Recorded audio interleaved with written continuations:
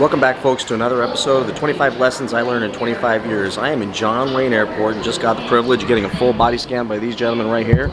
So call me, guys. Anyways, when I mentioned that, I might blush a little bit when I got in the scanner, nobody laughed. So these guys got to get a sense of humor. Anyways, today's video, I wanted to talk about how to capitalize on some low competition opportunities in the marketplace. Lesson I learned early in the business that helped me really catapult my business to a whole new level. But first, we got to roll the intro. Winterland, tell me all your secrets. Fill me in on your wildest moments. Colored trees, your yellow leaves move me. Dancing roofs, your painted red shakes the room. When I get there, I'll let my feet roll. When I get there, I'll break in your arms, I'll lose control. When I get there, I'll know the answer. Let me know when I get closer.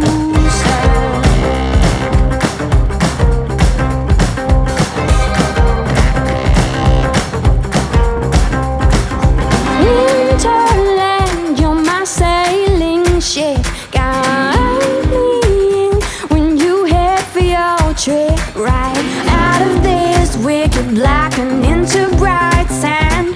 Straight toward the warm sun and into his hands. All right, so let's talk about reducing competition. What I found out early in my career, when I was struggling a little bit the first couple of weeks, was that so many agents around me who were having massive success were buying their business. When I asked people, how do you do your business? This one lady, Sherry, said, well, I mail 3,000 homes a month. And I said, how much does that cost? She goes, a couple grand a month, all in to create the marketing materials, send them out. I'm like, I can't do that. I have no money. I live in my parents' house. This is kind of bad for me. How about you, George? What do you do? He goes, well, I spend $3,000 a month on magazine ads and all kinds of really, cool newspaper ads. I said, well, that's not going to work for me. I don't have any money to do that either. So then I went to some of the lower producing agents and said, well, you got a couple listings already. How'd you get those? They said, well, my SOI. I said, how come you don't work expired listings? And the newer agent said, well, those people are mean, they're horrible, they're nasty, they don't treat you good. I did it for a week and they just don't work. People aren't nice either. For sale by owners are horrible too. I went to the top agent and said, how come you don't work for sale by owners or expired listings? And they said, well, I don't have to. I'm doing 36 deals a year, 40 deals a year. Those people are no fun. They yell at you, they're nasty, they're, not happy to see you when you come over, so it's not business that I would be willing to do. So I pretty much figured out that there's a whole gigantic segment of business that other people are not willing to do. They're just not willing to go through that pain. Well, there was an opening for me. I wasn't afraid to go to the front doors of expired listings. I wasn't afraid to wait out in front of gated communities and figure out a way to get in there without breaking any laws and go to these people's houses and have conversations with them when no other agents were competing with me. I was able to create a situation by doing things that other agents were unwilling to do. A good story on an expired listing once was, it's been hustling through this airport. Torrential rains one day, and this gal Jean comes up to me and says, Brad, you don't need to go out and work this expired listing on wintergreen. You don't need to go see her. I already called this morning and I got an appointment, so no need to go out there.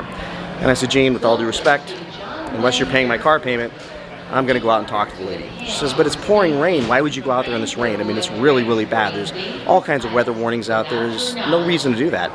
Well, I'm going to do it anyways.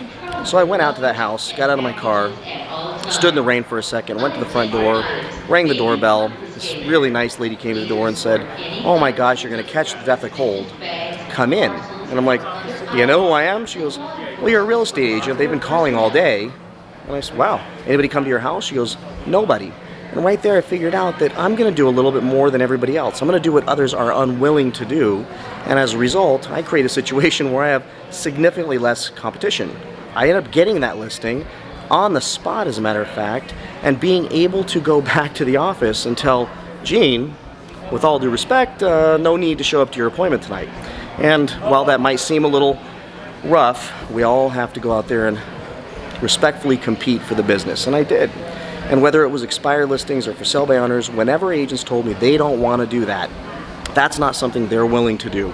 They're not willing to go out there and in 110-degree heat and drop door hangers or knock expired listings or talk to for sale by owners or hold open houses on a hot weekend or a rainy weekend. And I was willing to do it. I eliminated so much of the talent in the competition out there, as well as a lot of the newer agents that aren't willing to do that stuff. And I was able to win business because I just simply wasn't competing with anybody else. So my advice and the lesson I learned would be to do what others are unwilling to do, or frankly unable to do. The more excuses agents have not to do things, the more you should actually go out and do them. So if they say something doesn't work, that's probably a sign that you need to go do that, because you won't be competing with that agent. That's one less person you're going up against. With that said, I hope I got my message across in this airport. They're going to begin seating us in a second, so thank you for watching. Stay tuned for the next episode. Bye.